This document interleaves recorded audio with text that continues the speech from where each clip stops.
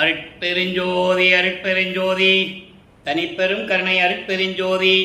எல்லா உயிர்களும் இன்புற்று வாழ்க, வள்ளல் மலரடி வாழ்க வாழ்க, கொல்லாவிரதம் குவளை எல்லாம் ஓங்குக, நல்லோர் நினைத்த நலம் பெறுக, நன்றி நினைத்த எல்லோரும் வாழ்க இசைந்து. உலக மக்களே, அறிவார்ந்த அன்பர்களே, ஆன்மநேய ஒருமைப்பாடுடைய அன்பர்களே, அருட்பெருஞ்சோதி ஆண்டவருடைய திருவிளையாடலை பார்த்து கொண்டிருக்கிறோம். அருட்பெருஞ்சோதி ஆண்டவர் இந்த பிரபஞ்சத்திலே எத்தனையோ திருவிளையாடல்கள் செய்திருந்தாலும் கூட கலியுகத்தினுடைய கடைசி திருவிளையாடல் தான் மிகவும் முக்கியமான ஒரு திருவிளையாடல். யாருக்கும் தெரியாத திருவிளையாடல். புராணங்களிலும் காவியங்களில் கூறப்பட்ட திருவிளையாடல்களாக வேற. அப்போது கலியுகத்தினுடைய கடைசி கட்டத்தில் 1823ஆம் ஆண்டு தொடங்கி 30/1/1874 இரவு 12 மணி வரையிலும் அருட்பெருஞ்சோதி ஆண்டவருடைய திருவிளையாடல் நடந்து கொண்டிருக்கிறது. அருட்பெருஞ்சோதியுடைய திருவிளையாடலை நமது பிள்ளைப்பெருமான் அவர்கள் திருவருட்பாவிலே கூறியதிலிருந்து 1ஆம் திருமுறையிலிருந்து ஒவ்வொரு பதிகத்திலிருந்தும் 6ஆம் திருமுறை வரைக்கும் எப்படியெல்லாம் இறைவனுடைய திருவிளையாடல் நடந்தது என்பதை தான் பார்த்து கொண்டிருக்கிறோம். இந்த திருவிளையாடல் நடப்பதற்கு ஒரு முக்கியமான காரணம், இந்த பிரபஞ்சம் தோன்றிய காலத்திலிருந்தே சமயங்களும் மதங்களும் மார்க்கங்களும் தோன்றி கர்த்தாக்களை உருவாக்கி, சமயங்களை உருவாக்கி, மார்க்கங்களை உருவாக்கி, அதற்கேற்றபடி ஆலயங்களை அமைத்து, வழிபாட்டு முறைகளை அமைத்து மக்களை வழிபட செய்து விட்டார்கள். இந்த யுகங்களுக்கும் கிரேத யுகம், திரேத யுகம், துவார யுகம், கலியுகம், இந்த யுகங்களுக்கும் கால அளவு உண்டு. அதுக்கெல்லாம் ஆயுட்காலம் உண்டு. அதே போன்று மதங்களுக்கும் மார்க்கங்களுக்கும் சமயங்களுக்கும் ஆயுட்காலம் உண்டு. இதெல்லாம் முடிந்த பிறகு உலக மக்களுக்கென்று ஒரு ஆன்மீக மார்க்கம் வேண்டும். அந்த மார்க்கம் சமரசமாக இருக்க வேண்டும். எல்லாரும் ஏற்றுக்கொள்ளும்படியாக, எல்லாரும் ஒத்த கருத்தோடு ஒற்றுமை உணர்வோடு உலக மக்கள் வாழ வேண்டும் என்பதற்காக அருட்பெருஞ்சோதி ஆண்டவர் சுத்த சன்மார்க்கத்தை நிறுவி அதை தன் மகன் கையில் ஒப்படைத்து உலக மக்களை எல்லாம் சுத்த சன்மார்க்கத்தில் இணைத்து உலக மக்களெல்லாம் இன்புற வாழ வேண்டும் என்பதற்காகவே தனது மகனை, தனது செல்வ பிள்ளையை ஒரு தாயின் வழியாக இந்த பூலோகத்திற்கு வருவிக்க செய்தார். அப்படி தன் மகன் கருவறையிலே இருக்கும்போது கூட ஏராளமான திருவிளையாடல் நடந்தது. அதெல்லாம் நம்ம பார்த்துட்டோம். வருவிக்கு விட்ட பிறகு இன்று ஒரு முக்கியமான ஒரு பாடலில் ஒரு திருவிளையாடல் நடக்கும் போது, 5 மாத குழந்தைகளாக இருக்கும்போது, நமது பிள்ளைப்பெருமான் இருக்கும்போது தில்லையிலே எப்படி திருவிளையாடல் செய்து தரிசனம் காட்டினார் என்பதையும், அதன் பிறகு வருவிக்க விட்டு 8 ஆண்டுகள் வரைக்கும், அதாவது 1823ஆம் ஆண்டு தொடங்கி 1874 ஆண்டுகள் வரை 51 ஆண்டுகள் திருவிளையாடல் நடக்குது. இந்த 51 ஆண்டுகளையும் 8 பிரித்து தன் மகனுக்கு எப்படியெல்லாம் அருளை கொடுத்தார் என்பதை தான் அருட்பெருஞ்சோதியுடைய திருவிளையாடல் என்ற பதிவிலே நாம் பார்த்து கொண்டிருக்கிறோம். 8 ஆண்டுகள் வரைக்கும் எந்த விதமான அருளை கொடுக்காத இறைவன் 9ஆவது ஆண்டிலே தன் மகனை ஆட்கொண்ட பிறகு இறைவனால் வருவிக்கவுட்டன் என்ற நிலையை தெரிவித்துவிட்டு முன்பருவம் பின்பருவம் காட்டியவனுக்கு அருள் செய்வேன் என்று சொல்லி மறைந்து விடுகிறார். காரணம், தன் மகனை சமயங்களிலும் மதங்களிலும் மார்க்கங்களிலும் இருக்க செய்ய வேண்டும். சமயங்களிலும் மதங்களிலும் மார்க்கங்களில் கூறப்பட்ட சங்கற்ப விகற்பங்களை தன் மகன் மேற்கொண்டு இருக்க வேண்டும். சங்கற்ப விகற்பங்கள் என்பது அதாவது குறியீடுகள் என்று சொல்லுவார்கள். திருநீறு பூசிக்கொள்ளுவது, நாமம் இட்டுக் கொள்ளுவது, சந்தனம் இட்டுக் கொள்ளுவது, கற்பூரம் ஏற்றி வழிபடுவது, ஊதுவத்தி ஏற்றி தேங்காய் பழம் வச்சு வழிபடுவது, இதெல்லாம் சங்கற்ப விகற்பங்கள். இது சமயங்களிலும் மதங்களிலும் மார்க்கங்களிலும் உண்டு. அது காலங்காலமாக நடைமுறையில் வந்துவிட்டது. இதெல்லாம் இல்லாமல் தன் மகனை அதிலிருந்து மீட்டு கொண்டு வர வேண்டும். 2வது, உலகியலிலே வருவிக்க செய்தனால் உலக வாழ்க்கையிலே கொஞ்ச நாள் தன் மகனை இருக்க வைக்கணும். உலக வாழ்க்கை என்பது உலக மக்களோடு கொஞ்ச நாள் இருக்க வேண்டும். அப்போ இவரும் சமயங்களிலும் மதங்களிலும் மார்க்கங்களிலும் இருக்க வேண்டும். அதனால தான் நம்ம பிள்ளைப்பெருமான் அவர்கள் திருநீறு பூசிக்கொண்டும் உத்திராட்ச மணியை கழுத்திலே மாட்டிக்கொண்டும் ஊதுவத்தி கொளுத்தி கற்பூரம் கொளுத்தி இறைவனை வழிபட்டு கொண்டும் இப்படி செய்து கொண்டிருக்கிறார்கள். அந்த நிலையை தான் இப்போ நம்ம பார்க்க போகிறோம். அதன் பிறகு இதெல்லாம் தேவையில்லை என்று சொன்ன பிறகு, அதாவது சுத்த சன்மார்க்கத்தை பெற்ற பிறகு இதெல்லாம் தேவையில்லை என்று சொல்லுவார். அதை நம்ம பார்க்க போகிறோம். இன்னைக்கு பதிவு ரொம்ப முக்கியமான பதிவு. எல்லாரும் நீங்கள் நல்லா தயவு செஞ்சு கேளுங்க. இப்போ 1ஆம் திருமுறை திருவருள் முறையீடு வல்லப்பமானவர்கள் வருவிக்க விட்டு 8 ஆண்டுகள் வரையிலும் இறைவனிடம் எந்த அருளை பெற முடியாமல் 9ஆவது ஆண்டிலே இறைவன் ஆட்கொண்ட பிறகு அங்கே திருவருள் முறையீடு உதயமாகிறது. மொத்தம் 232 பாடல்கள். ஒவ்வொரு பாடலிலும் இறைவனுடைய நிலையையும், ஏற்கனவே இந்த பிரபஞ்சத்தில் இறைவனை எப்படியெல்லாம் குறிப்பிட்டார்கள், அதாவது சிவபெருமான் என்றும் தியாகராஜ பெருமான் என்றும் நடராஜன் என்றும் சொக்கநாதன் என்றும் பல பெயர்களை அழைத்துக் கொண்டிருந்தார்கள் அந்தந்த இடத்துக்கு ஏற்றபடி. அதே போன்று திருவொற்றியூரிலே தியாகராஜ பெருமான் என்று சொல்லுவார், திருமுல்லைவாயிலிலே மாசிலாமணி என்று சொல்லுவார், திருவள்ளித்தாயத்திலே கந்தை துணி கட்டி கொண்டிருக்கின்ற பிச்சையாண்டி என்று சொல்லுவார். இப்படியெல்லாம் நிறைய பெயர்கள் உண்டு. அப்போ 9வது ஆண்டிற்கு பிறகு திருவருள் முறையீடு நடக்கிற போது இப்போ 111வது பாடலை நம்ம பார்க்க போகிறோம். பாடலை நல்லா கவனிங்க. பாடல் புரியாவிட்டாலும் கூட அன்பர்களே, இறைவன் கொடுத்த விளக்கம் மிகவும் எளிமையாக இருக்கும்.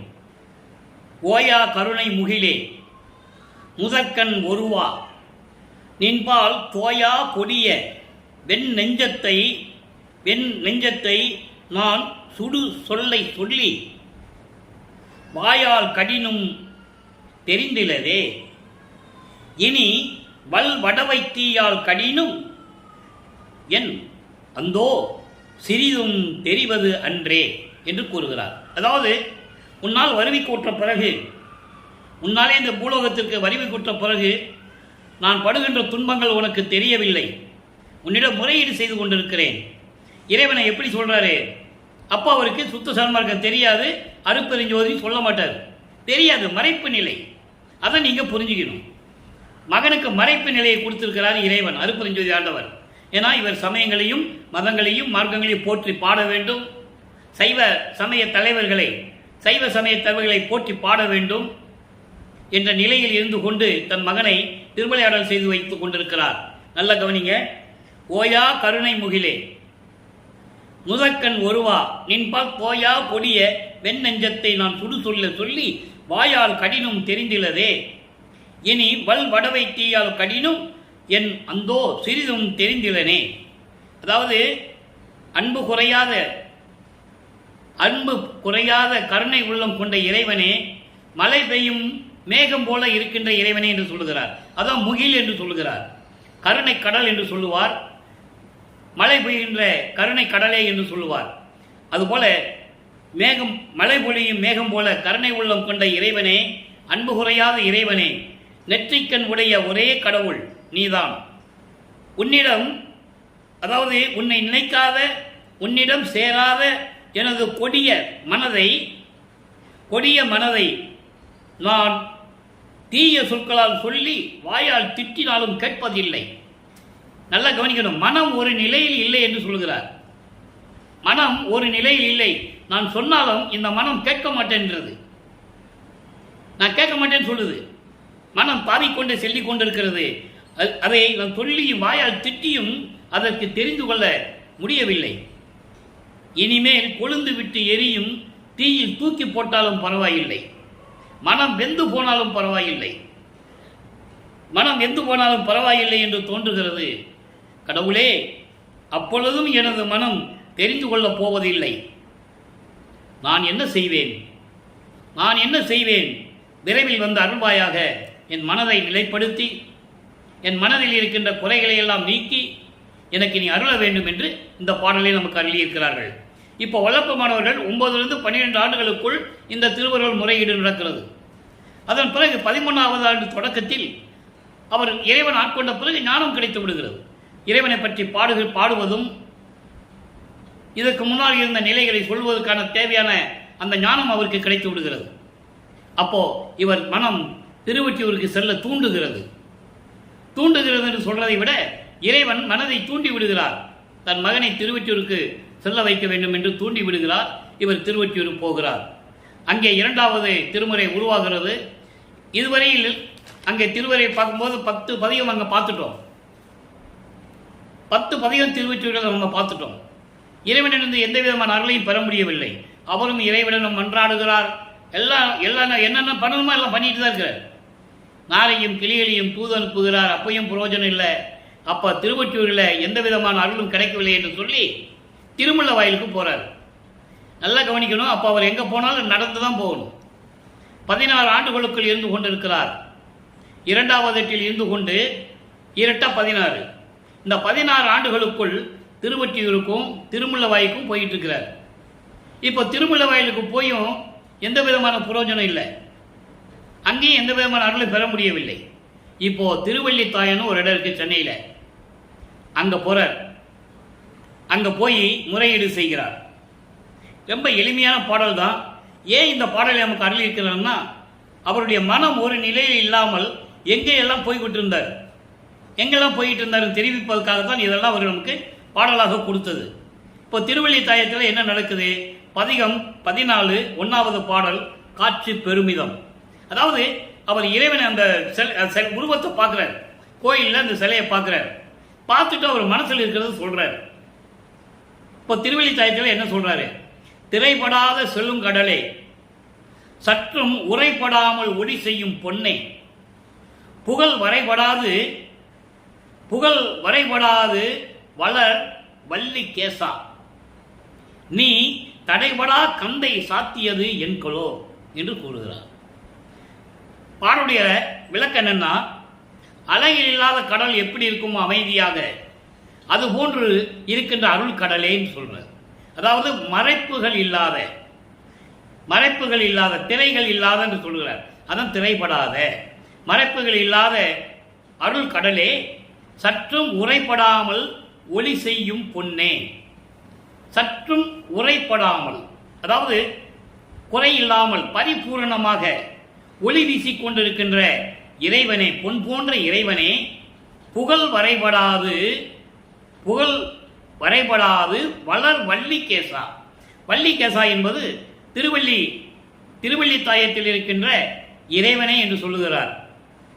கேசவா என்கிறார். கேசா, அப்படிப்பட்ட இறைவன், உன்னுடைய புகழ் அளவிட முடியாத அளவிற்கு இருந்து கொண்டிருக்கின்ற திருவள்ளித்தாயத்தில் இருக்கின்ற இறைவனே, நீ தடைபடா கந்தை சாத்தியது என் கொலோ. முழங்காலுக்கு மேலே ஆடை தரையில படாம முழங்காலுக்கு மேல கந்த துணியை கட்டிட்டு இருக்க, கந்தை சாத்தியது என்களோ. இது என்ன திருவிளையாடலுக்காக நீ இது பண்ணிட்டு இருக்க? கந்த துணி கட்டிட்டு இருக்க, முழங்காலுக்கு மேல கந்த துணியை கட்டியிருக்க, எதுக்காக கட்டிட்டு இருக்க? எனக்கு சொல்லணும். அதுக்காக தான் நான் இங்க வந்திருக்கேன். திருவொற்றியூருக்கு போனேன், அங்க உன்னை தியாகராஜ பெருமான் சொல்லி பார்த்தேன், ஒன்றும் வேலைக்காகல. அப்புறம் திருமலை வயலுக்கு போனேன், மாசிலாமணியன்னு கத்தி பார்த்தேன், ஒன்றும் ஆகலை.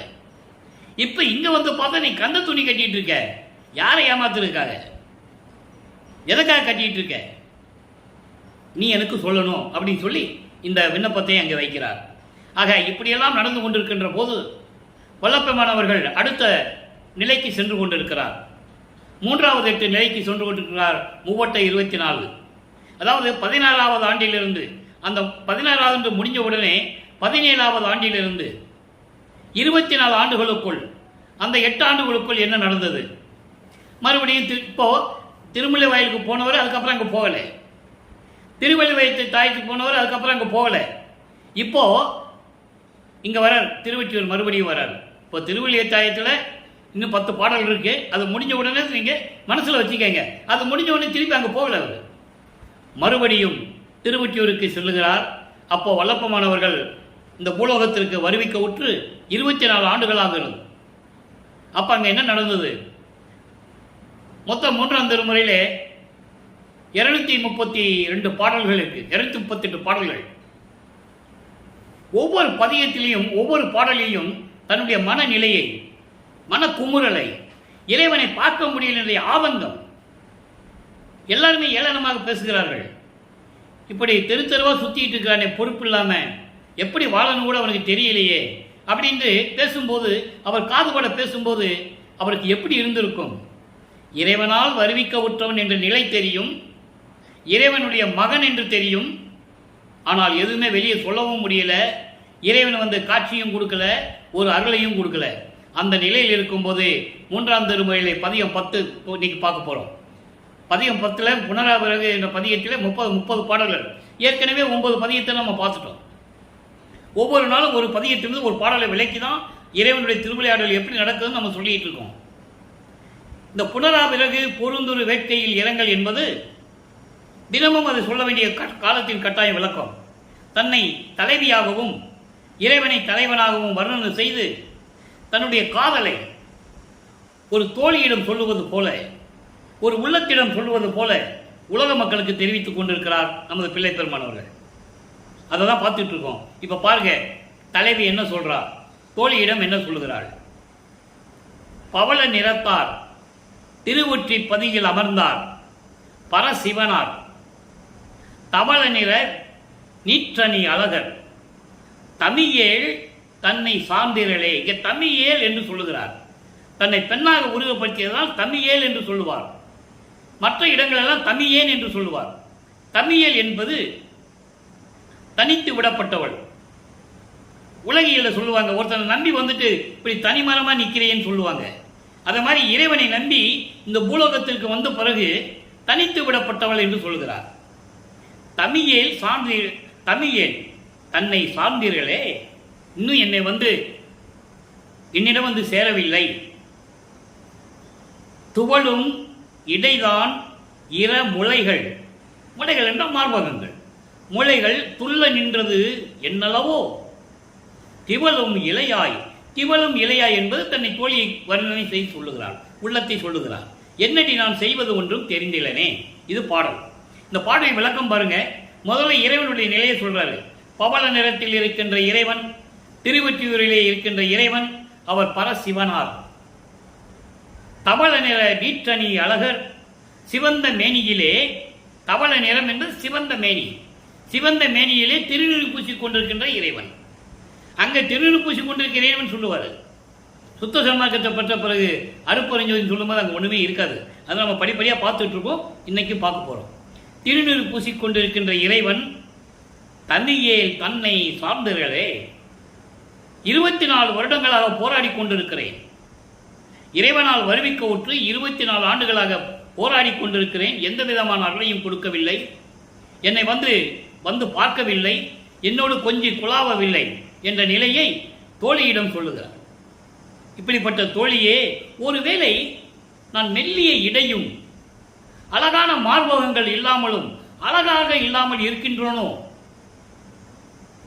என்னிடம் அழகு இல்லையோ, கவர்ச்சி இல்லையோ, அந்த நிலையை சொல்ற. என்னிடம் அழகு இல்லையோ, கவர்ச்சி இல்லையா என்று எனக்கு தெரியவில்லை பெண்ணே, என் தோழியே, நான் என்ன செய்வது என்று எனக்கு தெரியவில்லை என்று சொல்லுகிறார். இப்போ இந்த பாடலுடைய மைய கருத்து உலக மக்களுக்கு எப்படி தெரிவிக்கிறார்? உலக மக்களே, நான் இறைவனால் இந்த மண்ணில் இருக்க, இந்த பூலகிற்கு ஒரு தாயின் வழியாக வருவிக்க உற்று 24 ஆண்டுகள் வரையிலும், வருவிக்க உற்ற இடம் உங்களுக்கு தெரியும். அது வரலாறுகளில் நீங்கள் படிச்சிருப்பீங்க. மருதூரிலே ராமையா பிள்ளை சின்னையம்மர் என்ற ஒரு தம்பதியருக்கு அந்த தாயின் வழியாக வருவிக்க உற்றது என்பதை நீங்கள் வரலாற்று செய்திகளில் நீங்கள் படிச்சிருப்பீங்க. அப்போ வருவிக்க உற்றதிலிருந்து 24 ஆண்டுகள் வரைக்கும் எனக்கு எந்த விதமான அருளையும் இறைவன் கொடுக்கவில்லை. அந்த நிலையில் நான் இருந்து கொண்டிருக்கிறேன். ஒருவேளை என்னை அவருக்கு பிடிக்கவில்லையோ என்று தெரியவில்லை. இன்னும் அவரிடம் என்னிடம் வந்து சேரவில்லை. எந்த விதமான அருளையும் கொடுக்கவில்லை. உலக மக்களே, நான் இந்த நிலையில் இருந்து கொண்டிருக்கிறேன் என்று உலக மக்களுக்கு தெரிவிக்கிறார். இதை மக்களிடம் யார் சொல்லலை. அருப்பா படிக்கல, விளக்கம் தெரியல, அதனால அவங்க சொல்லலை. ரெண்டாவது, சமயங்களும் மதங்களும் மார்க்கங்களும் அவங்கள சார்ந்து இருந்ததுனால இவரை பற்றி பேசுறதுக்கு அவங்களுக்கு மனசு இல்லை. அது நம்ம பின்னால் ஒரு விளக்கம் இருக்கு, அதை நம்ம பார்க்க போகிறோம். பார்க்கும்போது நான் விரிவாக சொல்கிறேன். அப்போ இந்த நிலையில் இருந்து கொண்டிருக்கும் போது வல்லப்பமானவர்கள் 24 ஆண்டுகளை கடந்து விடுகிறார். வருவிக்க விட்டு 24 ஆண்டுகளை கடந்து விட்டார். நான் ஏற்கனவே கூறியது போல வல்லப்பமானை பற்றி பேசும்போது வயரை குறிப்பிட்டு கண்டிப்பாக பேசக்கூடாது. தவறு, தெய்வ குற்றம். வல்லப்பமான ஒவ்வொரு யுகத்திலேயும் இருந்தவர். பேசும்போது வருவிக்க விட்டதிலிருந்து பேச வேண்டும். மற்றவங்களெல்லாம் பேசுறாங்களா, வயசை பற்றி பேசுறாங்களா? பார்த்தீங்களா நீங்க? முருகனால் சரி, விநாயகனால் சரி, சிவனாக இருந்தாலும் சரி, பிரம்மன் திருமால் யாராக இருந்தாலும் சரி, யாராவது பேசுறாங்களா?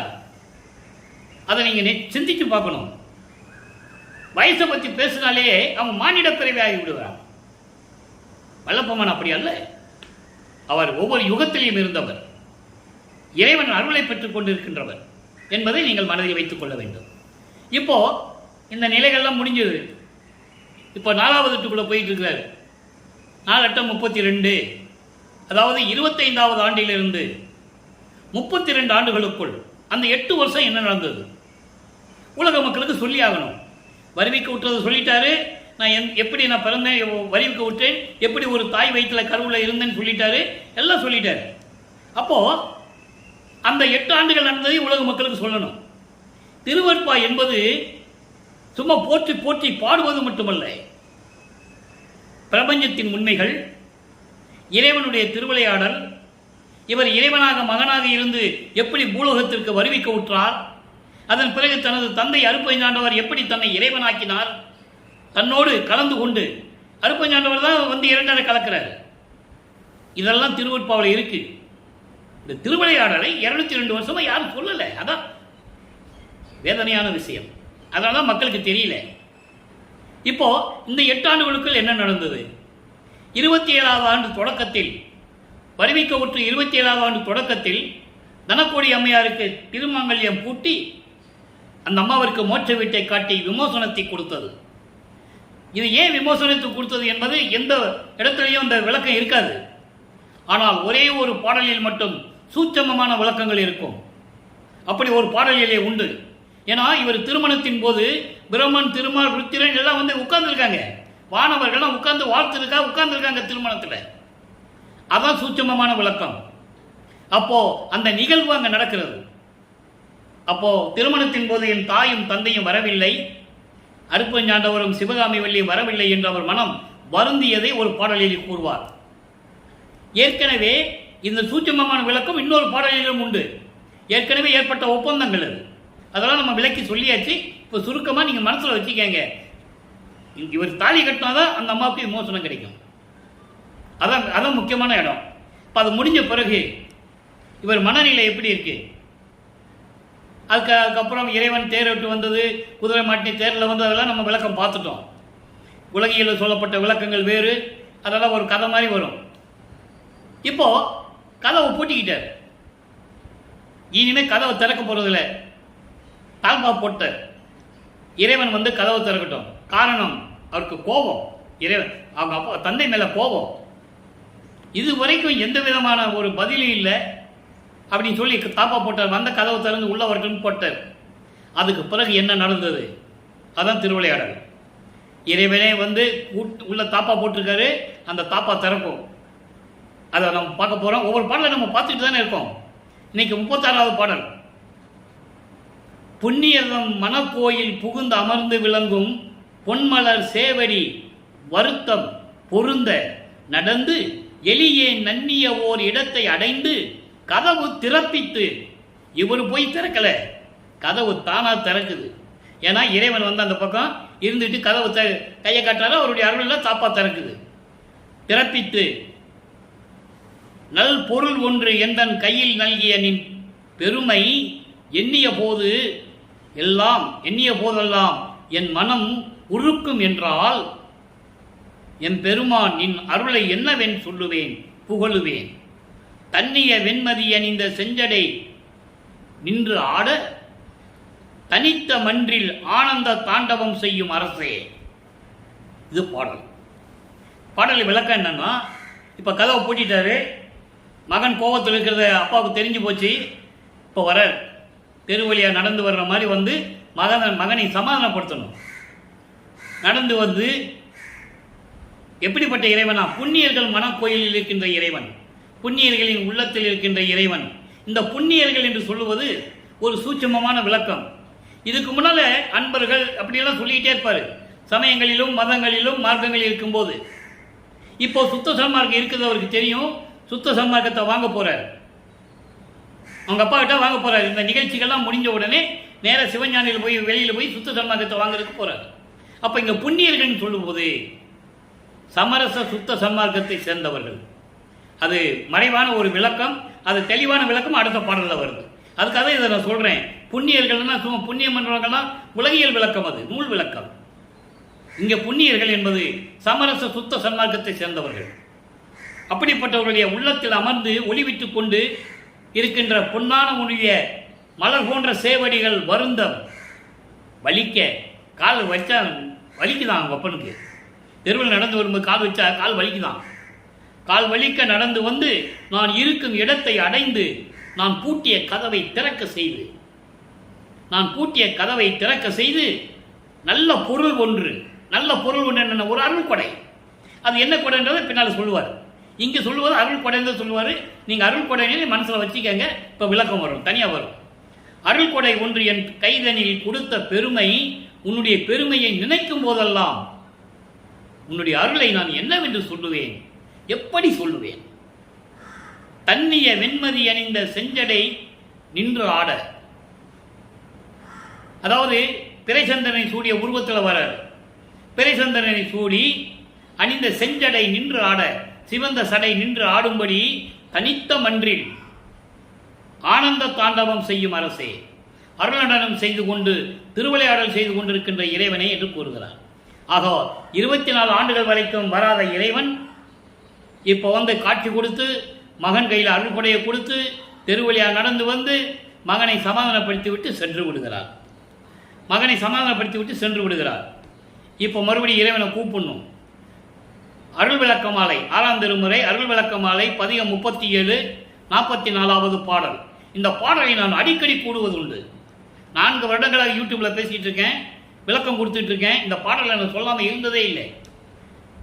காரணம், நமது பிள்ளை பெருமான் அவர்கள் வருவிக்க உற்று 5 மாத குழந்தையாக இருக்கும்போது, 5 மாதம் என்பது ஒரு குறிப்பிட்ட கணக்கு தான், சிறு குழந்தை கூட வச்சுக்கலாம். 5 மாதம் 3 மாதம் 4 மாதம் சொல்லாமல் ஒரு குழந்தை பருவம் அப்படி கூட நம்ம சொல்லலாம், தப்பில்லை. அப்போ குழந்தை பருவமாக இருக்கும்போது தில்லைக்கு எடுத்துகிட்டு போகிறாங்க. எங்கே? மருதூரிலிருந்து. அவங்க வந்து உலகியில் இருந்ததுனால ராமையா பிள்ளை சின்னையம்மையார் அந்த பிள்ளைகளோட எடுத்துகிட்டு போகிறாங்க. இவர் அந்த குடும்பத்தில் வருவிக்க உற்றதனால் ஏற்பட்ட சொந்தத்தை சொல்லுகிறார். அதை நீங்கள் புரிஞ்சுக்கணும். தாய் முதல்வரோடு நல்லா கவனிங்க, அங்கே நடந்த திருவிளையாடலை சொல்கிறார். எல்லாருமே திரை விளக்குனா சிலையை பார்த்து எல்லாம் கும்பிடுவாங்க, கூப்பிட்டுட்டு இருக்காங்க. ஆனால் இவர் என்ன பண்ணார்? அந்த நிலையை சொல்கிறாரு. உலகியல் விளக்கத்தில் சொல்லுவாங்க, பேர் வைக்க கூப்பிட்டு போனாங்க.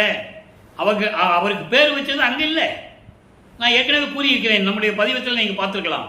பின்னலூர், மருதூர் பக்கத்தில் பின்னலூர் ஒரு கிராமம் இருக்குது. அங்கே ராமலிங்கேஸ்வரர்னு ஒரு கோயில் இருக்குது. அந்த கோயில் தான் ராமையா பிள்ளைக்கு குலதெய்வம். அங்கே தான் கூட்டு போய் பேர் வச்சு மொட்டை அடித்து காது குத்தி கடுக்காம போட்டது. அது ஒரு பக்கம், அது விளக்கம் தனியாக இருக்கட்டும். இப்போ இங்கே என்ன நடந்தது? அப்படி அந்த குழந்தையை தூக்கி போகும்போது அவர் சொல்கிறாரு, வள்ளற்பமானே சொல்கிறார். அதான் அவருடைய நிலையை சொல்கிறார். அந்த மறைப்பு நீங்கிய பிறகு சமயங்களும் மதங்களும் மார்க்கங்களும் விட்டு வெளியே வரும்போது இவருக்கு ஏற்கனவே அற்புதமான ஒரு மறைப்பு நிலையை கொடுத்துருந்தாரு. அதெல்லாம் நீக்கியாச்சு. அது நீக்கின பிறகு அப்போ நடந்தது இப்போ சொல்கிறாரு. அதை தான் நீங்கள் புரிஞ்சுக்கணும். அப்போ இவருக்கு எல்லாமே மெஞ்ஞானம் கிடைத்து விட்டது. ஞானம் வேறு, மெஞ்ஞானம் வேறு. அவர் சமயங்களிலும் மதங்களிலும் மார்க்கும் போது ஞானம் மட்டும்தான் இருந்தது, மெஞ்ஞானம் மறைப்பு நிலையில் இருந்தது. அருப்பையனார் மறைப்பு நிலையில் வச்சுக்கிட்டு இருந்தார் தன் பையனை. இப்போவே அவனுக்கு உண்மையை சொல்லிடக்கூடாது, ஏன்னா இன்னும் ஆண்டுகள் நிறைய இருக்கு, இன்னும் வருஷங்கள் 51 வருஷம் இருக்குல்ல. அதனால 24 ஆண்டுகள் வரைக்கும் ஒன்றுமே சொல்லலை அவர். அதுக்கப்புறம் தான் மறைப்பை நீக்கிறார். மறைப்பை நீக்கின பிறகுதான் வந்து தரிசனம் பண்ணி இவருக்கு தரிசனம் கொடுத்து காட்சி கொடுத்து எல்லாம் கொடுத்துட்டு இருக்கிறார். இப்போ இங்கே அதாவது தில்லையிலே சிதம்பரத்திலே என்ன நடந்தது? தாய் முதல்வரோடு சிறிய பருவத்திலே, வயசை குறிப்பில்லை, என்ன மாசம்னாலும் குறிப்பில்லை, சிறு பருவம், அது அப்படிதான் சொல்லணும், அதான் சரியா இருக்கும். சிறு பருவத்திலே தில்லை தளத்தடையே திரைதூக்க தரிசித்த போது வேய்வகை மேல் காட்டாதே எந்தனக்கே எல்லாம் வெளியாக காட்டிய நெய் உறவாம் பொருளே.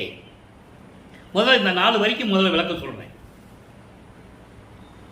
நான் சின்ன குழந்தையா இருக்கும்போது, சிறு பருவம், தாய் முதல்வரோடு சொல்லிதான் ஆகணும். ஏன்னா இவர் சின்ன பிள்ளைங்கும் போது அவங்க பெற்ற அந்த தாய் முதல்வர் உறவு வரும் இல்லை.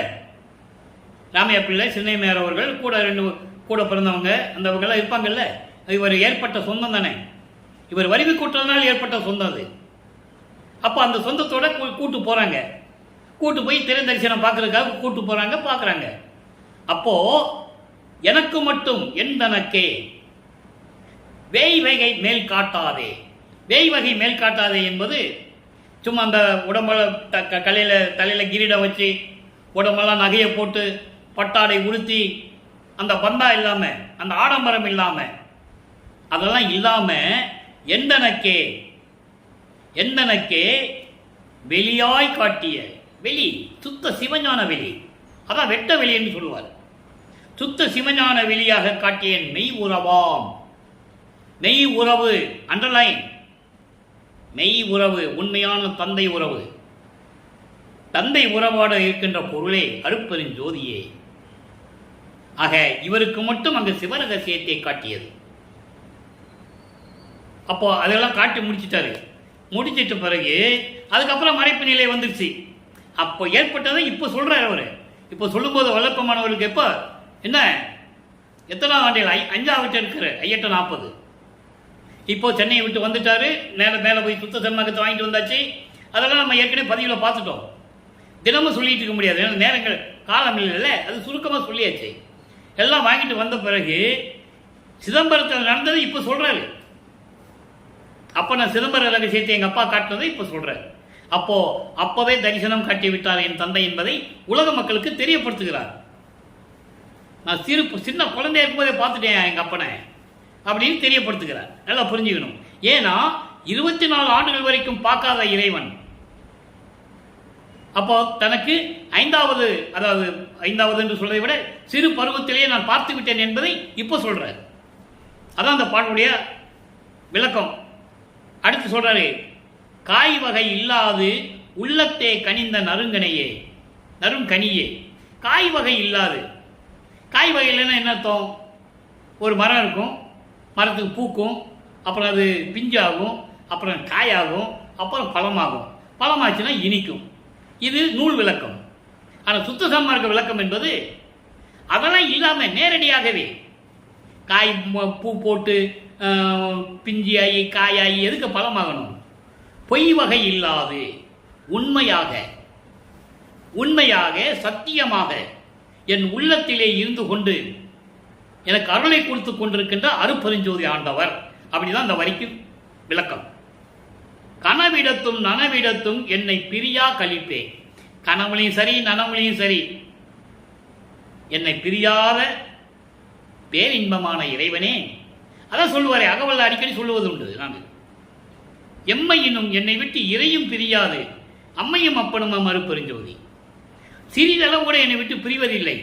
தாயாகவும் தந்தையாகவும் இருந்து கொண்டிருக்கிறார் அருட்பெருஞ்சோதி என்று சொல்லுவார். அதை தான் இங்கே சொல்றாரு, கனவிடத்தும் நனவிடத்தும் என்னை பிரியா கழிப்பே. அப்படின்னா அர்த்தம் எப்பவுமே என்னை பிரியாமல் இருக்கின்ற இறைவனே.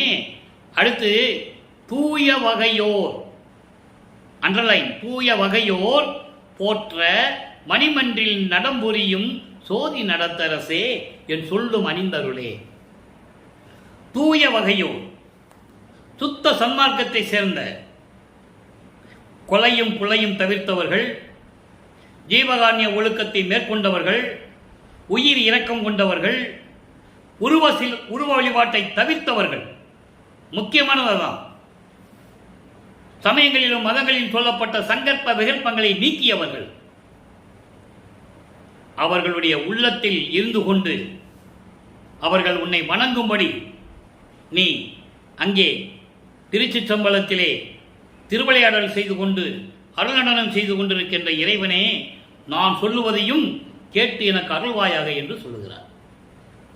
இப்போ வல்லப்பமானவர்கள் 5ஆவதுக்கில் இருந்து கொண்டு இதை சொல்லுகிறார். இப்போ அவர் சத்திய ஞான சபையை கட்டல. நல்லா ஞாபகம் வச்சுக்கணும். நீங்க இன்னும் தர்மசாலையை நிறுவல, இன்னும் நீதிமன்றத்துக்கு போய் நீதிபதிக்கு காட்சி கொடுக்கல, சத்திய ஞான சபையை கட்டல. அதுக்கு முன்னால் இது உருவானது. அதுக்கப்புறம் தான் நீங்க எல்லாமே நடக்கும். அதை நீங்க நல்லா புரிஞ்சுக்கணும். இப்போ அணிந்தார்களேன்னு சொல்லிட்டாரு, கூப்பிட்டார்ல. இப்போ அவர் வரணும், இறைவன் வரணும். மகன் கூப்பிட்டார்ல, வருகிறார். 43வது பதியம் இறை திருக்காட்சி 6வது பாடல். பன்னிய தவமும் பழமும் மெய் பழம் செய்யும் பதியுமாம் பலம் பதியுமாம் ஒரு பசுபதியை. இறைவனை பசுபதினு ஏன் கூப்பிடுறது ஒரு விளக்கம் நம்ம ஏற்கனவே நான் கொடுத்துருக்கேன். இருந்தாலும் இன்னைக்கு பசுபதினு வந்ததுனால அதை விளக்கம் தரேன். பன்னிய தவமும், இப்போ இவர் கலியுகத்திற்கு வரிவு கூட்ட பிறகு இவர் என்ன தவம் பண்ணார்? கடலுக்கு அடியில் போனாரா? மலை குகைக்கு போனாரா? காட்டுக்குள்ள போனாரா? இல்லை கீழே வேள்வி வளர்த்து ஊசி பலகையில் போட்டு ஒத்த கல்ல நின்னாரா? அதெல்லாம் இல்லை.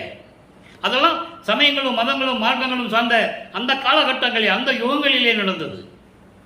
தங்கே சுத்த சன்மார்க்கத்தின் தமம் என்பது இறைவனை சகா நேரமும் இடைவிடாது சிந்தனையில் வைத்திருப்பது, அதான் தவம். அதோடு மட்டுமல்ல, உயிர் இரக்கம் கொண்டுள்ள வேண்டும், உயிர் மீது இறக்க வேண்டும், அதான் தவம்.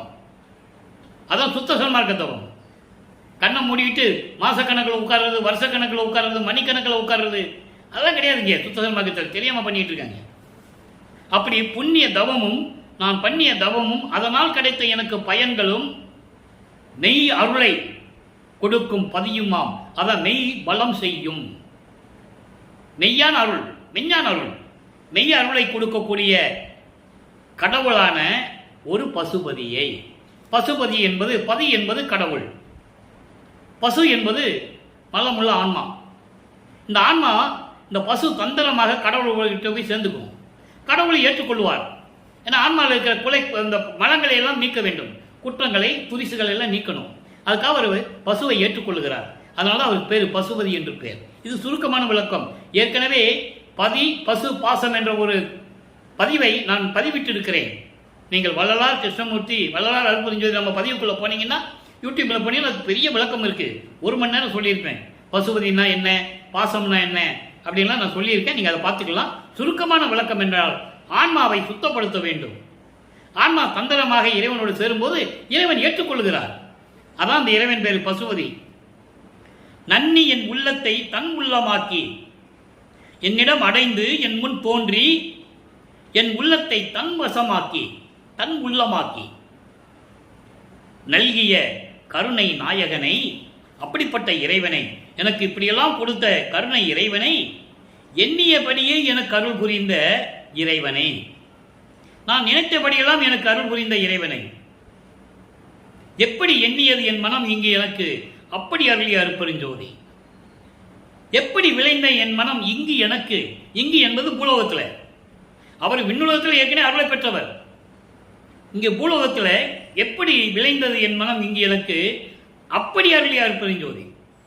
ஆக அதான் சொல்றாரு இங்கே, எண்ணியபடியே எனக்கு அருள் புரிந்த, எண்ணிய நான் எண்ணியவாறு எனக்கு அருளும் தெய்வம். எங்க 46வது பதிகம் அருள்ஜோதி நிலையில சொல்லுவார், 5வது வரியில சொல்லுவார். அந்த விளக்கத்தில் நம்ம பார்த்துட்டோம்.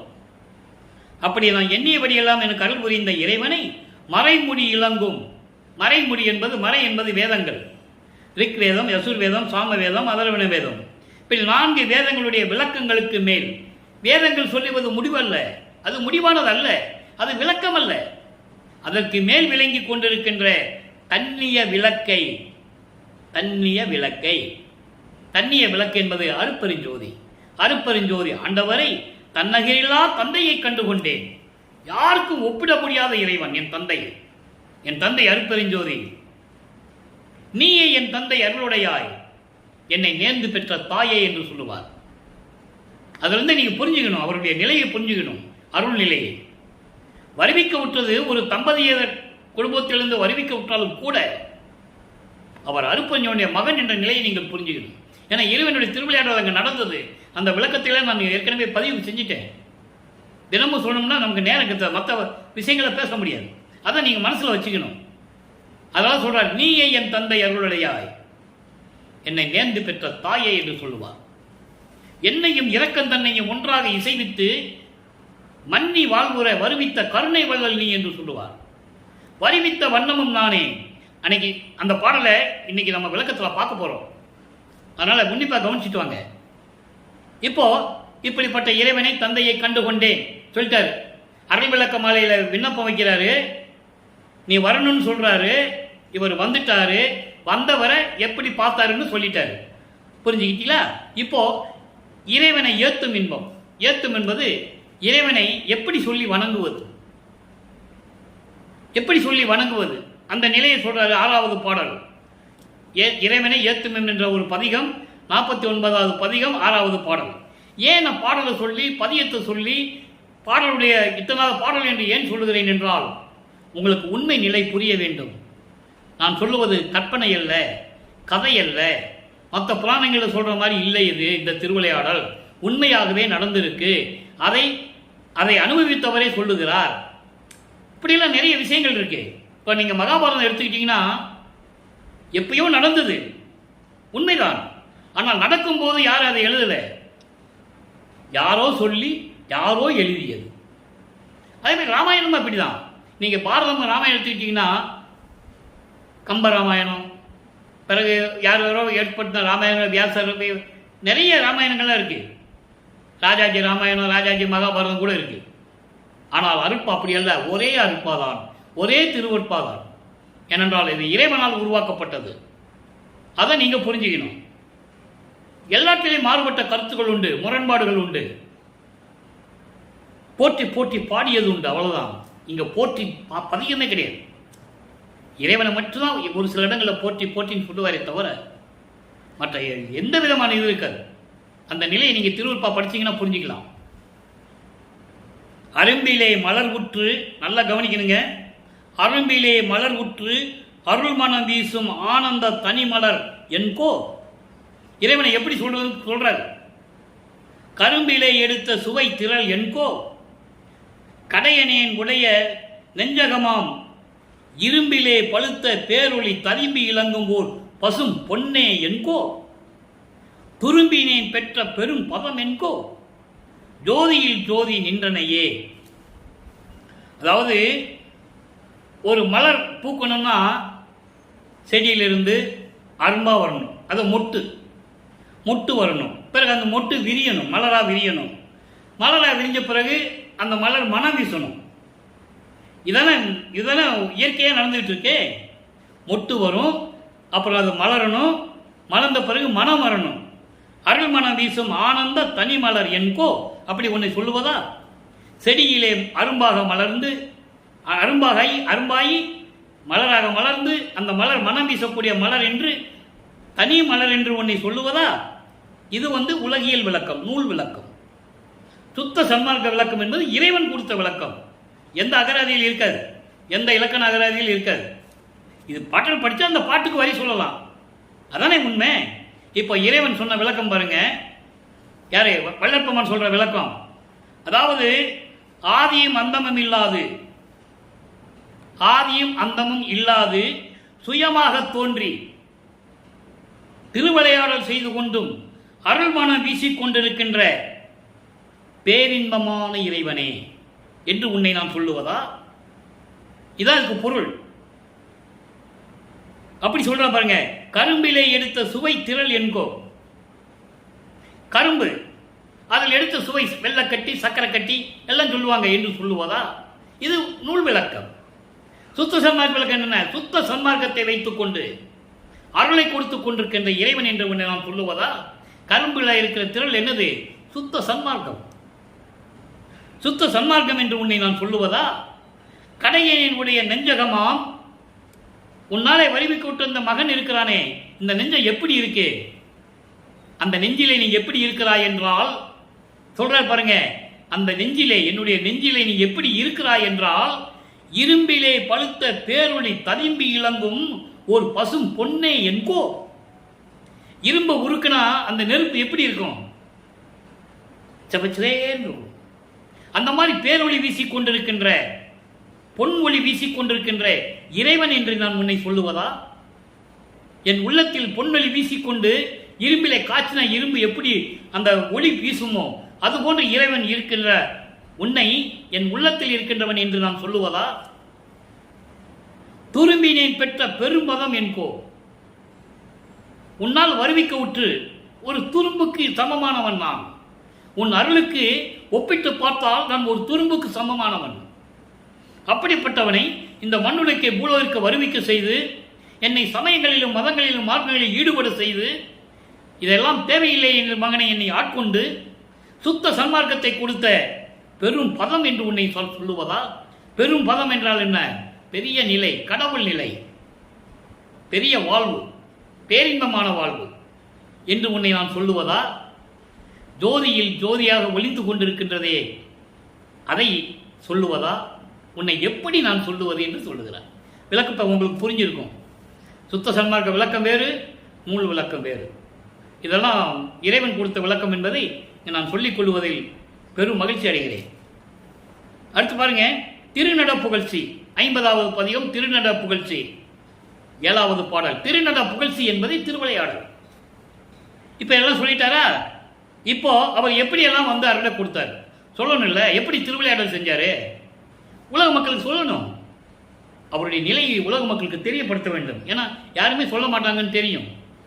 என்றாவது ஒரு நாள் எவனாவது ஒருவன் சொல்லுவான் என்று அவருக்கு தெரியும். அந்த ஒருவன் நான் தான்.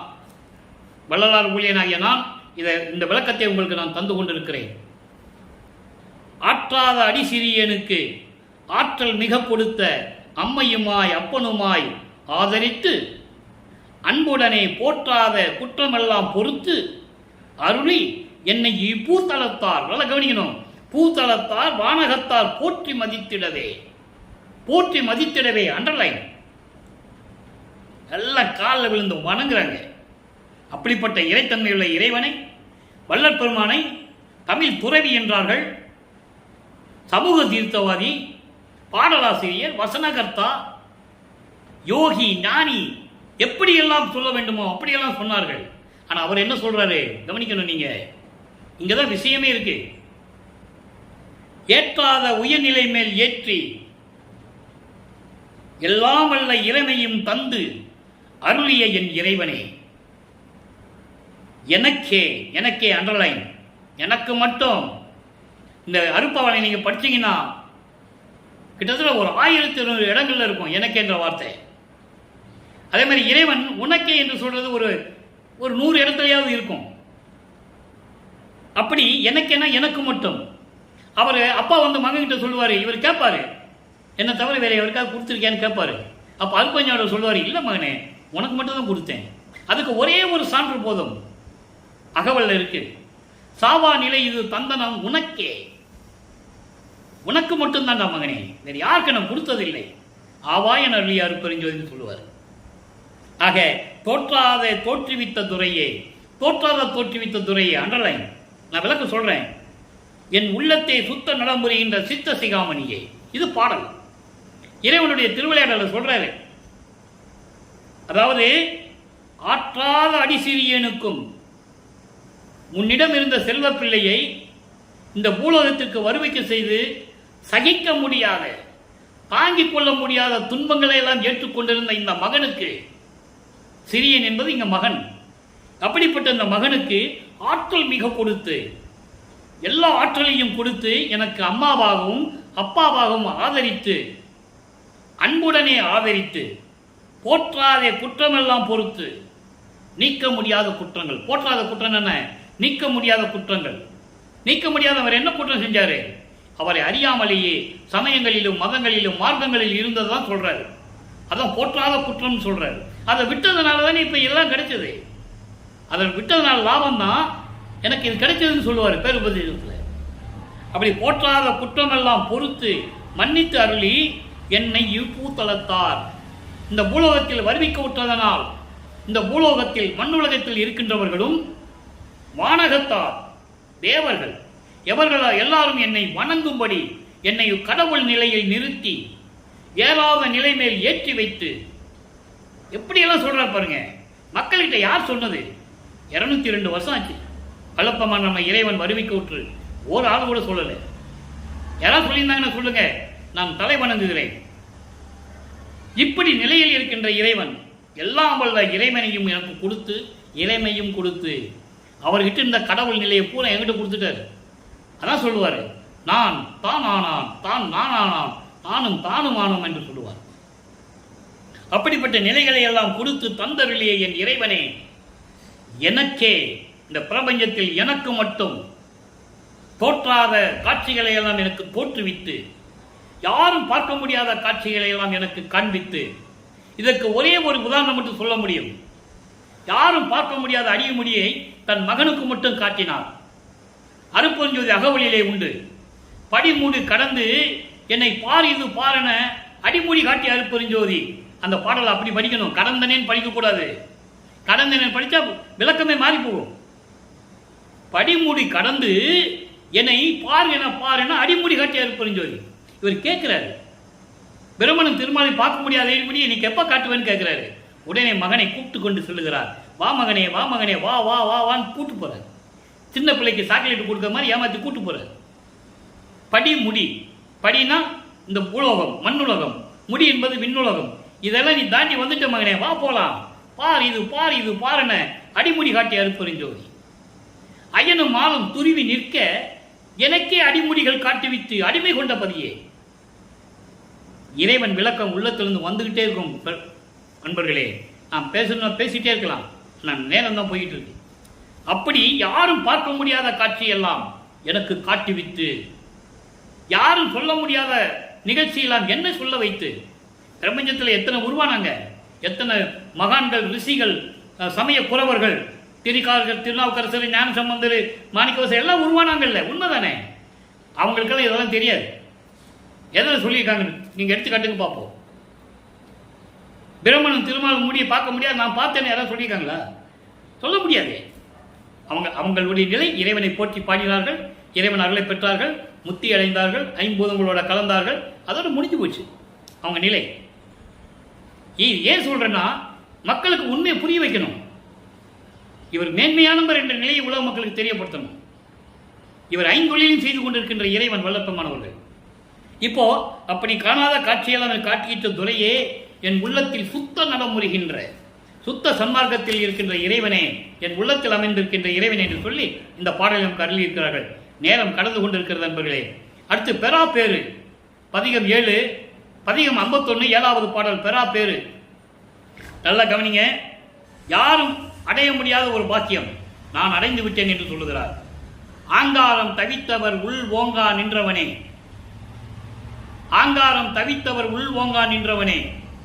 சுத்த சன்மார்க்க விளக்கம் மட்டும் சொல்றேன். ஆணவம், ஆங்காரம் என்பது ஆணவம். ஆணவம், கண்ம, மாயை போன்ற மாயைகளால் நீக்கிய சுத்த சன்மார்க்க சங்கத்தவர்களின் உள்ளத்தில் இருக்கின்ற இறைவனே, விலகாமல் இருக்கின்ற இறைவனே, என் அப்பா, என் அம்மா, என் ஐயா, என் அரசே, ஓங்கார நிலை காட்டி. இங்க ஓங்கார நிலை என்பது பிரணவ தேகத்தினுடைய நிலை காட்டி, ஓங்கார அந்த நிலையை காட்டி, பிரணவ நிலை காட்டி, அதற்கு மேல் உச்சி உணரும் ஒரு நிலையை காட்டி. சுத்த தேகம் முதல்ல, அதுக்கப்புறம் பிரணவ தேகம், அதுக்கு மேலே இருக்கின்ற தேகத்தை காட்டுறாரு, ஞான தேகம். அதான் சொல்றாரு, உற்று ஒளிரும் ஒரு நிலை காட்டி. ஞான தேகத்தை சொல்றேன், பிரணவ தேகத்தை காட்டி, அதற்கு மேலே விளங்கி கொண்டிருக்கின்ற ஞான தேகத்தை காட்டி, அப்பால் உயர்ந்த தனி நிலையில் பாங்காக ஏற்றி, அதுக்கு மேலதான் சிவஞான வெளி, கடவுள் நிலை இருக்கிற வெளி, அதை பாங்காக என்னை ஏற்றி, அருள் தன்மையோடு எந்தவித தடையும் இல்லாமல் என்னை மேலே ஏற்றி, எந்த பத தலைவராலும் படைக்க ஒண்ணா சித்தியை நான் படைக்க வைத்த பதியே. பதத்தலைவர்கள் யாரு? பிரம்மன், திருமால், ருத்திரன், மகேஸ்வரன், சதாசிவம். இவங்க ஒரு படைத்தலைவர்கள். அவன் இந்திரன் அவன் உலகத்துக்கு ஒரு தலைவன். இவங்க யாருமே படைக்க முடியாத, செய்ய முடியாத செயலையெல்லாம் என்னை செய்ய வைத்த தலைவனே, என்னுடைய இறைவனை அருட்பெருஞ்சோதின்னு சொல்றாரு. அப்போ என்னை தவிர யாரும் செய்ய முடியாதுன்னு சொல்றாரு. ஏற்கனவே செஞ்சவங்க தவறா செஞ்சிட்டாங்கன்னு சொல்றாரு. பிரம்மன், திருமாலெல்லாம் தவறாக செஞ்சாங்கன்னு சொல்றாரு. பாடல்களை உண்டு, யாரும் மறுக்க முடியாது. அப்படிப்பட்ட நிலையில் என்னை ஏற்றி, எந்த பத தலைவராலும் படைக்க முடியாத, செய்ய முடியாத தொழிலை எல்லாம் எனக்கு கொடுத்து என்னை செய்ய வைத்த அருட்பெருஞ்சோதியே. அடுத்து சொல்றாரு பாருங்க, தூங்காது பெரும் சுகமே சுகத்திட. தூங்காது என்பது மரணம் இல்லாமல், தூங்காதுன்னா தூக்கம்னா உறக்கம் இல்லை, தூங்குறது இல்லை. தூங்காது பெரும் சுகமே சுகித்திட இவ்வுலகை சுத்த சன்மார்க்கத்தனிலே வைத்து அருள்க விரைந்தே. நான் சொல்றேன், எவனும் கேட்கல. இந்த உலக மக்களை மரணமில்லா பெருவாழ்வை இருக்க வைத்து அவர்கள் பேரின்பமாக வாழ வேண்டும் என்பதற்காக இந்த உலகத்தை எல்லாம், உலக மக்களை எல்லாம் சுத்த சன்மார்க்கத்தில் சேர்த்து நீங்க விரைந்து அருள வேண்டும் என்று சொல்கிறார். எவ்வளவு அற்புதமான இடம்னே நீங்க புரிஞ்சுக்கணும். அப்போ சுத்த சன்மார்க்கத்தில் இருந்தாதான் மரணமில்லா பெருவாழ்வு கிடைக்கும். சுத்த சன்மார்க்கத்தில் இருந்தாதான் பேரின்பமாக நீங்க வாழ முடியும் என்பதை இந்த பாடலிலே நமது இறைவன் வல்லப்பமான் அவர்கள் தெளிவாக குறிப்பிட்டிருக்கிறார்கள் என்பதை பதிவு செய்ய நான் கடமைப்பட்டு இருக்கிறேன். இப்போ எல்லாம் முடிஞ்சிச்சு. இப்போ இதெல்லாம் இறைவனுடைய திருவிளையாடல் எப்படியெல்லாம் சுத்த சன்மார்க்க நிலையெல்லாம் முடிஞ்சாச்சு. இதையெல்லாம் ஞான மருந்துன்ற ஒரு தலைப்பில் 2 வரியில சொல்லியிருப்பார். அதை சொல்ல நான் கடமைப்பட்டு இருக்கிறேன். நல்லா கவனிங்க. சுத்த சன்மார்க்க மருந்து. சுத்த சன்மார்க்க மருந்து என்பது சுத்த சன்மார்க்க கடவுள். மருந்து போடுற கடவுள், நோயை பிணியை நீக்கக்கூடிய கடவுள். நோயை பிணி எதில் நீங்கும்? சுத்த சன்மார்க்கத்தில் இருந்தால் தான் நீங்கும். சுத்த சன்மார்க்க மருந்து. சுத்த சன்மார்க்கத்தின் இறைவன் அருள் ஜோதிமலையில் துலங்கும் மருந்து. அருள் ஜோதிமலை என்பது சுத்த சிவஞான வெளியிலே அருட்பெருஞ்சோதியாக விளங்கி கொண்டிருக்கின்ற ஜோதி வடிவில் விளங்கி கொண்டிருக்கின்ற இறைவன். சித்து உருவான மருந்து. சித்து உருவம் என்பது இயற்கை உண்மையின் விளக்கம். அதான் சொல்லுவார் வளப்பமானவர்கள் பேர் உபதேசம் பண்ணும்போது, சன்மார்க்கக்கூடிய கட்டி சுத்த சன்மார்க்கக்கூடிய கட்டிட்டு பேர் உபதேசம் பண்ணும்போது சொல்லுவார், மக்களே இன்னும் இயற்கை உண்மை விளக்க கடவுளாகிய அருட்பெருஞ்சோதி ஆண்டவரை தெரிந்து கொள்ளாமல் இருக்கிறீர்களே என்று சொல்லுவார். சுத்த சன்மார்க்க சித்து உருவான மருந்து என்பது இயற்கை உண்மையின் விளக்க கடவுள் என்னை சுத்தியெல்லாம் செய்வித்த மருந்து. எவ்வளவு விளக்கம் தெரியும். இந்த ஒரு வரி விளக்கமே ஒரு மாதம் சொல்லலாம். சித்து எல்லாம் செய்ய வைத்த என்னை எல்லா அருள்களையும் எனக்கு கொடுத்து நீ அருளாட்சி செய்க மகனை என்று சொல்லி என்னை செய்வித்த மருந்து. என்னை உருவாக்கி என்னை பிள்ளையாக வளர்த்து இந்த பூலோகத்திற்கு அனுப்பி எனக்கு எல்லா சித்துகளையும் கொடுத்து உலகம் வியக்கும்படி பிரபஞ்சத்தை இயக்குவாயாக மகனே என்று சொல்லி கட்டளையிட்ட இறைவன். அன்பருக்கு எளிய மருந்து. இங்கு அன்பர் என்பது சுத்த சன்மார்க்கத்தை சேர்ந்த அன்பர்கள். அவங்க தான் கொலையும் புலையும் தவிர்த்திருப்பான். அவன் தான் சில ஒருபாடுகளை வெறுத்திருப்பான். சங்கற்ப வெறுப்பனை நீக்கி இருப்பான். அவன் தான் அன்பன், சுத்த சன்மார்க்கத்தை சேர்ந்தவன். அப்படிப்பட்ட அன்பர்களுக்கு எளிமையாக விரைவில் கிடைக்கக்கூடிய இறைவன் மற்ற ஐவருக்கும் காண்பதற்கான மருந்து. யாரு? பிரம்மன், திருமால், ருத்திரன், மகேஸ்வரன், சதாசிவம். யாரும் பார்க்க முடியாத மருந்து. அவங்க பார்க்க முடியாத கடவுளை சுத்த சன்மார்க்கத்தை பார்த்துருவான்னு சொல்றார். அதான் விஷயம், வேற ஒன்றும் இல்லை. அதுக்கு தான் கொலையும் புலையும் தவிர்த்து வாங்கன்னு சொல்றார். வருவார் அழைத்து வாடின்னு எதுக்கு பார்க்க சொன்னா, அங்கே கூப்பிடும்போது சொல்லிட்டு தான் கூப்பிட்டு வரணும். கும்பலை கூப்பிட்டு வந்து இங்கே வந்து வச்சுக்கிறது என்ன பிரயோஜனம்? இல்லை. ஐவரும் காண்பதற்கறியார் மருந்து. இந்த 5 தேவர்களும் பிரம்மன், திருமால் முதல் யாரும் பார்க்க முடியாத மருந்து என் பற்றில் ஓங்கும் மருந்து. என்னுடைய அன்பிலே விளங்கி கொண்டிருக்கின்ற இறைவன் என் பற்று. என்னை இன்ப நிலையில் இருத்தும் மருந்து. இறைவனையும் சொல்லிட்டாரு, சுத்த சன்மார்க்க நிலையும் சொல்லிட்டாரு, சுத்த சன்மார்க்க அன்பர்கள் எப்படி இருக்கணும்னு சொல்லிட்டாரு. எல்லாம் 2 வரியிலே முடிஞ்சிருச்சு. அடுத்து ஜோதியில் ஜோதின்னு ஒரு பதியம் இருக்கு. அதை சொல்லிட்டு நான் முடிக்கலாம் என்று இருக்கிறேன். இது சொல்லாமல் இருக்கவும் முடியாது. 1 நிமிஷம் 2 நிமிஷம் அதிகமானாலும் பரவாயில்ல. 119வது பதியம் ஜோதியில் ஜோதி, 24, 26வது பாடல். 2 பாடல் சேர்த்து ஒரே இதில் சொல்வார்.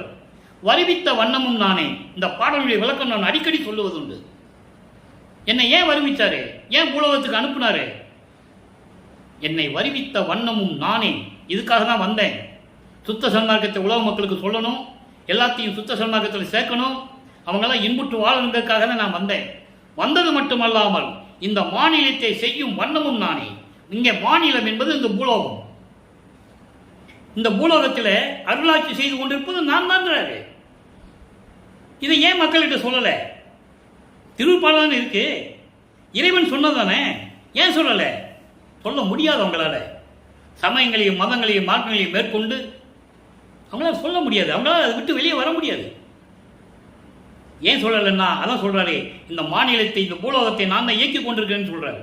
அதோடு மட்டுமல்ல, இதையெல்லாம் எனக்கு தெரிவித்து எனக்கு அருளி என்னோடு சேர்ந்து இருக்கிறாரு. தெரிவித்தருளி உற்றுப்பாரே. உலக மக்களே, இதெல்லாம் நீங்க பார்க்கணும், கவனிக்கணும்னு சொல்றாரு. திருச்சிற்றம்பலத்தை திருநடஜோதி அடுத்து 1 வரை சொல்ற பாருங்க. உயிர்ப்பில்லை பற்பலர் ஆவல் கொண்டு உலகத்து காத்திருப்ப. எப்படியாவது இறைவன் அவர்களை பெற்றுக் கொண்டவர் என்று சொல்லி இந்த உலகத்தில் காத்து கொண்டிருக்கிறாங்க. காத்து கொண்டிருக்க இங்கு இந்த பூலோகத்தில் என்னை மட்டும் வருவிக்க செய்து, நீ செய் மகனே என்று சொல்லி என்னை பிள்ளையாக்கி, செய் பிள்ளை ஆக்கி, நீ செய் மகனே என்று சொல்லி பிள்ளையாக்கி, செய் பிள்ளையாக்கி என்னை ஏவல் செய்த கட்டளையிட்ட இறைவன் திருச்சிற்றம்பலத்தில் இருக்கின்ற இறைவன் என்று சொல்லுகிறார். ஆக அன்பர்களே, இன்று திருமலையாடலை நாம் பார்த்து விட்டோம். நன்றாக சிந்தித்து பாருங்கள். சுத்த சன்மார்க்கத்தில் இணைந்து இறைவனை வழிபட்டு கொலையும் புலையும் தவிர்த்து இறைவன் அருளை பெற்றுக் கொண்டு இந்த பூலோகத்திலே நீங்கள் வாழ்வாங்கு வாழ வேண்டும், நோயற்றில் வாழ வேண்டும் என்று இறைவனுடைய தயவோடையும் கருணையோடையும் வாழ்த்தி இந்த வள்ளலார் ஊழியன் விடைபெறுகிறேன். மீண்டும் நாளை சந்திப்போம். இறைவனுடைய திருவிளையாடல் தொடர்கிறது. அருட்பெருஞ்சோதி அருட்பெருஞ்சோதி, தனிப்பெருங்கருணை அருட்பெருஞ்சோதி. நன்றி, வணக்கம்.